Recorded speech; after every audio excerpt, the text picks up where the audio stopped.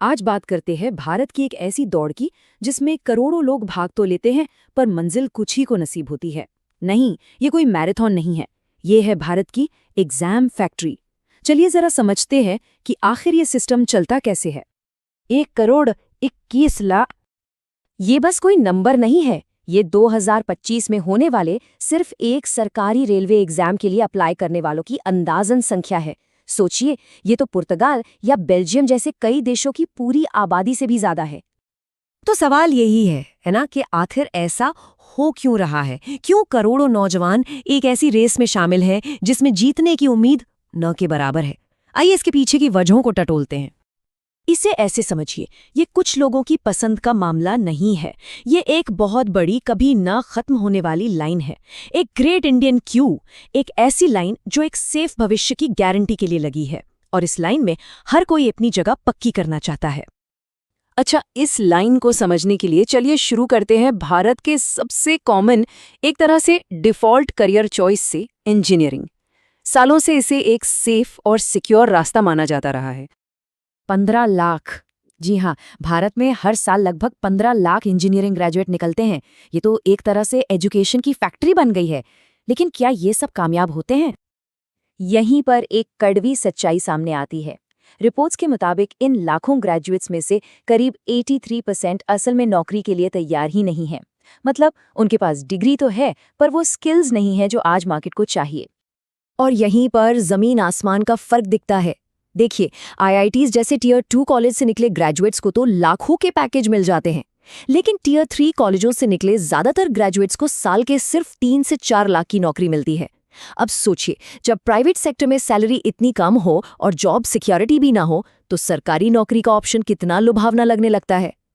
खैर, इंजीनियरिंग की कहानी तो अपनी जगह है, लेकिन एक और दुनिया है जहां कंपटीशन और प्रेशर दोनों ही इससे कहीं ज्यादा हैं। वो दुनिया है मेडिकल एंट्रेंस एग्जाम की, और इसका सेंटर है कोटा। वहां की कोचिंग इंडस्ट्री की कहानी इन आंकड़ों में साफ दिखती है। पिछले कुछ सालों में जबरदस्त प्रेशर और ऑनलाइन पढ़ाई के ऑप्शंस आने की वजह से कोटा में स्टूडेंट्स की संख्या में लगभग 60% की भारी गिरावट आई है। ये दिखाता है कि डॉक्टर बनने के इस सपने की मानवीय और आर्थिक कीमत कितनी ज्यादा हो सकती है। ये सिर्फ नंबर्स नहीं है, ये वहां पढ़ रहे स्टूडेंट्स की जिंदगी की सच्चाई है। एक ऐसी संस्कृति जहां दिन में 18 घंटे पढ़ना नॉर्मल बात है और कामयाबी का प्रेशर बर्दाश्त से बाहर हो जाता है। और इसी हालत को, इस लंबे इंतजार को एक नाम दिया गया है, वेटहुड। ये वो लंबा दौर है जिसमें लाखों युवा अपनी जिंदगी के सबसे कीमती साल सिर्फ और सिर्फ एग्जाम की तैयारी में निकाल देते हैं। कमाई, शादी, आज़ादी, सब कुछ होल्ड पर चला जाता है। तो फिर जब इतनी मेहनत और प्रेशर के बाद भी रास्ता साफ ना दिखे, तो ज्यादातर लोग कहाँ जाते हैं? वो जाते हैं अपने आखिरी सेफ्टी नेट की तरफ, यानी सरकारी नौकरी, जो परम सुरक्षा कवच मानी जाती है। ये आंकड़े देखिए, ये इस दीवानगी की पूरी कहानी कह देते हैं। रेलवे की एक परीक्षा में 1.25 करोड़ से ज्यादा एप्लीकेंट्स थे और वैकेंसी सिर्फ 11,500, मतलब सक्सेस रेट 0.1% से भी कम। ये नौकरी पाना लगभग नामुमकिन है, फिर भी लाइन छोटी होने का नाम ही नहीं लेती। और ये बात तो शायद और भी ज्यादा हैरान कर दे, राजस्थान में चपरासी के कुछ पदों के लिए पीएचडी होल्डर्स तक ने अप्लाई किया। इससे साफ है कि ये लड़ाई नौकरी के काम की नहीं है, ये लड़ाई है उस नौकरी से जुड़ी सिक्योरिटी की। तो चलिए अब उस असली सवाल पर वापस आते हैं। आखिर ये जुनून है क्यों? इसके पीछे बहुत गहरे सामाजिक और आर्थिक कारण छिपे हैं। इसे ना हम 3 हिस्सों में समझ सकते हैं। पहला है पुश फैक्टर, मतलब प्राइवेट सेक्टर में जॉब जाने का डर और एआई का खतरा लोगों को वहां से दूर धकेलता है। दूसरा है पुल फैक्टर, यानी सरकारी नौकरी का आकर्षण, खासकर शादी के बाजार में, जिसे मजाक में सरकारी दामाद फिनोमेना भी कहते हैं। और तीसरा है इनर्शिया, यानी परिवार और समाज का दबाव। अर्थशास्त्री इस पूरी सोच को एक नाम देते हैं, स्टेबिलिटी प्रीमियम। इसका सीधा सा मतलब है कि लोग ज्यादा सैलरी वाली रिस्की नौकरी के बजाय कम सैलरी वाली सुरक्षित नौकरी को ज्यादा वैल्यू दे रहे हैं। यहाँ नौकरी की सुरक्षा और समाज में इज्जत ज्यादा पैसे से कहीं ज्यादा कीमती बन जाती है। ये तुलना देखिए, सब कुछ आईने की तरह साफ हो जाएगा। एक तरफ है प्राइवेट सेक्टर, जहां सैलरी ज्यादा हो सकती है पर नौकरी जाने का रिस्क भी उतना ही ज्यादा है। दूसरी तरफ है सरकारी नौकरी, जहां सैलरी शायद कम हो पर नौकरी जीवन भर के लिए पक्की है और समाज में सम्मान भी मिलता है।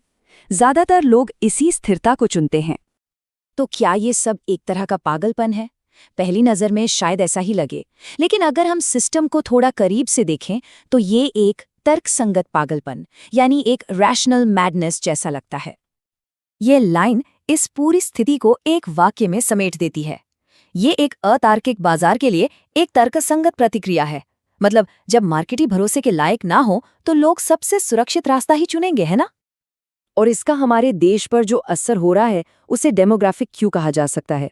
मतलब देश की युवा आबादी जिसके पास सबसे ज्यादा एनर्जी है, वो अपने सबसे प्रोडक्टिव साल कुछ नया सीखने या बनाने में नहीं, बल्कि सिर्फ परीक्षाओं की लाइन में इंतजार करते हुए बिता रही है। तो आखिर में एक सवाल जो सोचने पर मजबूर करता है, क्या ये डेमोग्राफिक क्यू, ये जो लंबा इंतजार है, यही हमारे देश के भविष्य की वो अनदेखी कीमत है जिसे हम सब आज चुका रहे हैं? आज बात करते हैं भारत की एक ऐसी दौड़ की जिसमें करोड़ों लोग भाग तो लेते हैं पर मंजिल कुछ ही को नसीब होती है। नहीं, ये कोई मैराथन नहीं है, ये है भारत की एग्जाम फैक्ट्री। चलिए जरा समझते हैं कि आखिर ये सिस्टम चलता कैसे है। 1,21,00,000 ये बस कोई नंबर नहीं है, ये 2025 में होने वाले सिर्फ एक सरकारी रेलवे एग्जाम के लिए अप्लाई करने वालों की अंदाजन संख्या है। सोचिए, ये तो पुर्तगाल या बेल्जियम जैसे कई देशों की पूरी आबादी से भी ज्यादा है। तो सवाल यही है ना, कि आखिर ऐसा हो क्यों रहा है? क्यों करोड़ों नौजवान एक ऐसी रेस में शामिल हैं जिसमें जीतने की उम्मीद न के बराबर है? आइए इसके पीछे की वजहों को टटोलते हैं। इसे ऐसे समझिए, ये कुछ लोगों की पसंद का मामला नहीं है। ये एक बहुत बड़ी, कभी ना खत्म होने वाली लाइन है। एक ग्रेट इंडियन क्यू, एक ऐसी लाइन जो एक सेफ भविष्य की गारंटी के लिए लगी है। और इस लाइन में हर कोई अपनी जगह पक्की करना चाहता है। अच्छा, इस लाइन को समझने के लिए चलिए शुरू करते हैं भारत के सबसे कॉमन, एक तरह से डिफ़ॉल्ट करियर चॉइस से, इंजीनियरिंग। सालों से इसे एक सेफ और सिक्योर रास्ता माना जाता रहा है। 15 लाख, जी हाँ, भारत में हर साल लगभग 15 लाख इंजीनियरिंग ग्रेजुएट निकलते हैं। ये तो एक तरह से एजुकेशन की फैक्ट्री बन गई है। लेकिन क्या ये सब कामयाब होते हैं? यहीं पर एक कड़वी सच्चाई सामने आती है। रिपोर्ट्स के मुताबिक इन लाखों ग्रेजुएट्स में से करीब 83% असल में नौकरी के लिए तैयार ही नहीं हैं। मतलब उनके पास डिग्री तो है पर वो स्किल्स नहीं है जो आज मार्केट को चाहिए। और यहीं पर जमीन आसमान का फर्क दिखता है। देखिए, IITs जैसे टियर 2 कॉलेज से निकले ग्रेजुएट्स को तो लाखों के पैकेज मिल जाते हैं, लेकिन टियर 3 कॉलेजों से निकले ज्यादातर ग्रेजुएट्स को साल के सिर्फ 3 से 4 लाख की नौकरी मिलती है। अब सोचिए, जब प्राइवेट सेक्टर में सैलरी इतनी कम हो और जॉब सिक्योरिटी भी ना हो, तो सरकारी नौकरी का ऑप्शन कितना लुभावना लगने लगता है। खैर, इंजीनियरिंग की कहानी तो अपनी जगह है, लेकिन एक और दुनिया है जहां कंपटीशन और प्रेशर दोनों ही इससे कहीं ज्यादा हैं। वो दुनिया है मेडिकल एंट्रेंस एग्जाम की, और इसका सेंटर है कोटा। वहां की कोचिंग इंडस्ट्री की कहानी इन आंकड़ों में साफ दिखती है। पिछले कुछ सालों में जबरदस्त प्रेशर और ऑनलाइन पढ़ाई के ऑप्शंस आने की वजह से कोटा में स्टूडेंट्स की संख्या में लगभग 60% की भारी गिरावट आई है। ये दिखाता है कि डॉक्टर बनने के इस सपने की मानवीय और आर्थिक कीमत कितनी ज्यादा हो सकती है। ये सिर्फ नंबर्स नहीं है, ये वहां पढ़ रहे स्टूडेंट्स की जिंदगी की सच्चाई है। एक ऐसी संस्कृति जहां दिन में 18 घंटे पढ़ना नॉर्मल बात है और कामयाबी का प्रेशर बर्दाश्त से बाहर हो जाता है। और इसी हालत को, इस लंबे इंतजार को एक नाम दिया गया है, वेटहुड। ये वो लंबा दौर है जिसमें लाखों युवा अपनी जिंदगी के सबसे कीमती साल सिर्फ और सिर्फ एग्जाम की तैयारी में निकाल देते हैं। कमाई, शादी, आज़ादी, सब कुछ होल्ड पर चला जाता है। तो फिर जब इतनी मेहनत और प्रेशर के बाद भी रास्ता साफ ना दिखे, तो ज्यादातर लोग कहाँ जाते हैं? वो जाते हैं अपने आखिरी सेफ्टी नेट की तरफ, यानी सरकारी नौकरी, जो परम सुरक्षा कवच मानी जाती है। ये आंकड़े देखिए, ये इस दीवानगी की पूरी कहानी कह देते हैं। रेलवे की एक परीक्षा में 1.25 करोड़ से ज्यादा एप्लीकेंट्स थे और वैकेंसी सिर्फ 11,500, मतलब सक्सेस रेट 0.1% से भी कम। ये नौकरी पाना लगभग नामुमकिन है। फिर भी लाइन छोटी होने का नाम ही नहीं लेती। और ये बात तो शायद और भी ज्यादा हैरान कर दे। राजस्थान में चपरासी के कुछ पदों के लिए पीएचडी होल्डर्स तक ने अप्लाई किया। इससे साफ है कि ये लड़ाई नौकरी के काम की नहीं है, ये लड़ाई है उस नौकरी से जुड़ी सिक्योरिटी की। तो चलिए अब उस असली सवाल पर वापस आते हैं। आखिर ये जुनून है क्यों? इसके पीछे बहुत गहरे सामाजिक और आर्थिक कारण छिपे हैं। इसे ना हम 3 हिस्सों में समझ सकते हैं। पहला है पुश फैक्टर, मतलब प्राइवेट सेक्टर में जॉब जाने का डर और एआई का खतरा लोगों को वहां से दूर धकेलता है। दूसरा है पुल फैक्टर, यानी सरकारी नौकरी का आकर्षण, खासकर शादी के बाजार में, जिसे मजाक में सरकारी दामाद फिनोमेना भी कहते हैं।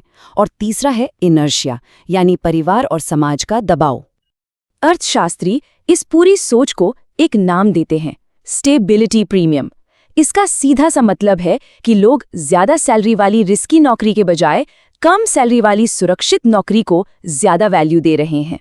यहाँ नौकरी की सुरक्षा और समाज में इज्जत ज्यादा पैसे से कहीं ज्यादा कीमती बन जाती है।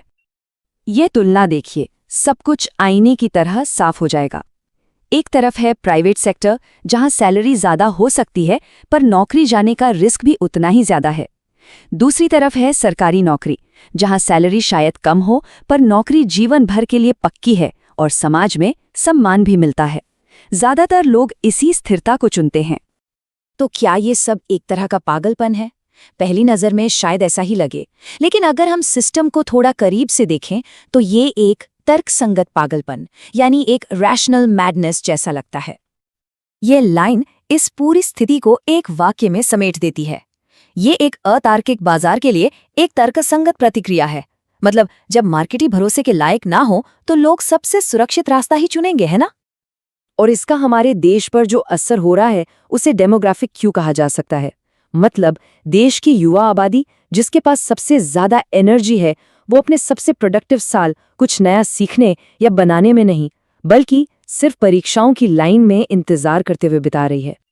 तो आखिर में एक सवाल जो सोचने पर मजबूर करता है, क्या ये डेमोग्राफिक क्यू, ये जो लंबा इंतजार है, यही हमारे देश के भविष्य की वो अनदेखी कीमत है जिसे हम सब आज चुका रहे हैं? अगर आपको हमारा कंटेंट पसंद आता है तो लाइक करिए, सब्सक्राइब करिए और नए अपडेट्स के लिए बेल आइकन दबाना मत भूलिए।